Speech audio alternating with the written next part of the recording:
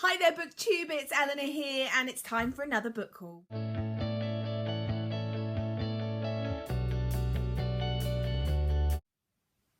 So today I've got quite a few books to show you, so I'm going to try and get going quite quickly. The first chunk of books here are books that I've been sent by the publishers for review, so thank you very much to them for that. Some of these I requested myself and some of these were sent unsolicited, so let's get into these ones. The first one is an ARC and it's called Poison City by Paul Crilly. This is from Hodder and Stoughton. It says on the back here, it's a first book in a fantastical South African crime series, perfect for fans of Ben Aaronovitch, Lauren Bukis, and anyone who's ever wondered what Harry Potter might have looked like a few years and a few drinks down the line. So that sounds quite funny. I quite like Ben Aaronovitch's series, Rivers of London, I think it's called. I read the first few. My husband loves it and has read every single one that's out so far. So I may have to pass this on to him afterwards. And the story says, this is one that was sent to me that I didn't request, so that's why I don't really know much about it. But it says inside, the name's Gideon Tao, but everyone calls me London. I work for the Delphic Division, the occult investigative unit for the South African Police Service. My life revolves around two things: finding out who killed my daughter and imagining what I'm going to do to the bastard when I catch him. Life is pretty routine. I solve crimes, I search for my daughter's killer, I try to keep my dog away from my booze, wash, rinse, repeat, until the day I'm called out to the murder of a Ramanga, a low-key vampire, basically the tabloid journalist of the vampire world. It looks like an open and shut case. There's even CCTV footage of the killer, except the face on the CCTV footage. It's the face of the man who killed my daughter. I'm about to face a tough choice: catch her killer or save the world. I can't do both. It's not looking good for the world. This comes out on the 11th of August, and so I'm really excited to give this one a go and see what I think. Actually, sometimes it's really nice to get books that you haven't requested, because I wouldn't have known about this possibly otherwise, and it sounds like it might be a really good story, so I'm excited to try this one out. So the next book I was sent by the publishers is called The Moonlight Dreamers. This is by Siobhan Curran, who I believe was the editorial consultant on Zoella's book Girl Online, which is interesting. This comes out in July 2016. It looks like it's a YA contemporary story of four girls who are kind of fed up with being told how they should look, how they should act, you know, how they should be, and they become friends, and it's about the courage to become yourself, and I think it sounds really interesting. I hope if it's done well, this could be a really, really good book. So I'm really looking forward to getting stuck into this and seeing what I think. The next book is one that I requested and is very much out of my comfort zone. So we shall see how I get on with this. And it is Hex. And this is by Thomas Old Huelvelt, I believe. This is already out. It was published at the end of April.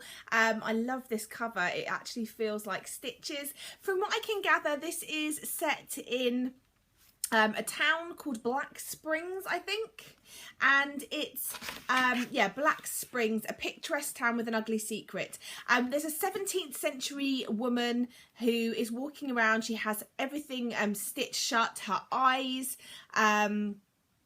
and her mouth, I think, and she walks the streets, entering homes at will and like watching people sleep, and the town folk are all kind of used to it. They just always had her around, and they call her the Black Rock Witch, and they sometimes just sort of forget she's there, but they don't forget that it's said that if you cut the stitches, the whole town will die. And to protect themselves, Black Spring elders use high-tech surveillance to quarantine the town and keep it isolated from the outside world. But the town's teenagers have other ideas and all hell is about to break loose.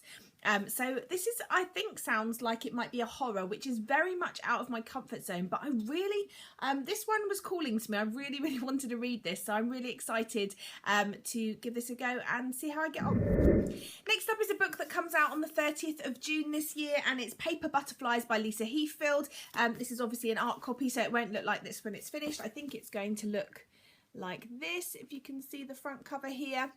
I read Lisa Heathfield's book Seed, which is all about a cult, and I really enjoyed it. And so I asked if I could get an arc of her new book coming out, because I've heard a few people that have already read it and said how great it is. It's the story of a young girl whose stepmother and stepsister, I believe, are very abusive to her, and she just needs to find a way out. And she meets a boy called Blister, and they form a relationship, and she's hoping that he might be her escape from whatever is going on in her home life. And I've heard this is a very emotional read, and I'm really excited to give this one a go and see how I get on. The next book isn't a book I was sent for review. It was a book that was sent to me through Books and Brew, which is a subscription service that I use, where every month they send me a book and a bag of tea bags, which was really exciting. This month I haven't got them with me, they're downstairs. I think it was fennel and something that was my tea bags from Tea Pigs. They look delicious. I think it's fennel and licorice. And the book they sent me I haven't heard of before, which is really exciting. It's called Weathering by Lucy Wood. I believe Lucy Wood wrote Diving Bells, which is a short story collection, which I actually have out from the library at the moment. So I'm really excited that I've now got a novel by her. This is published by Bloomsbury, and it says inside, Pearl doesn't know how she ends up in the river, the same messy, cacophonous river in the same rain-soaked valley she'd been stuck in for years, or why, for that matter, she'd been stupid enough to fall down those rickety stairs. Ada, Pearl's daughter, doesn't know how she ended up back in the house she left 13 years ago, with no heating apart from a fire she can't light, no way of getting around apart from an old car she's scared to drive, and no company apart from echoing footsteps on the damp floorboards. With her daughter, Pepper, she starts to sort through Pearl's things, clearing the house so she can leave and not look back. Pepper has grown used to following her restless mother from place to place, but this house with its faded photographs, its boxes of cameras and its stuffed jackdaw is something new. Fascinated by the scattering of people she meets by the river that unfurls through the valley, and by the strange old woman who sits on the bank with her feet in the cold coppery water, Pepper doesn't know why anyone would want to ever leave. As the first frosts of autumn herald the coming of the long winter, and Pepper and Ada find themselves irresistibly entangled within the life of the valley, each will discover the ways that places can take root inside us and bind us together. Weathering is a beautiful, bewitching novel of memories, mothers, daughters and ghosts. This sounds really, really good, and I'm really excited. I love getting a book that I've never heard of before, so I really can't wait to read this one. I think what I'm going to do now, I was going to try and wade through all my books, but I have quite a few more to show you, so I'm going to stop here and I'm going to save the others for another book haul. So generally I try and do a book haul once a week because I do buy so many books. So check out next week for another book haul for the rest of the books that I have purchased this month. That's it for today then. Let me know in the comments below if you've read any of these, if any of these pique your interest, what your thoughts and feelings are, and I look forward to speaking to you soon. Bye for now, BookTube.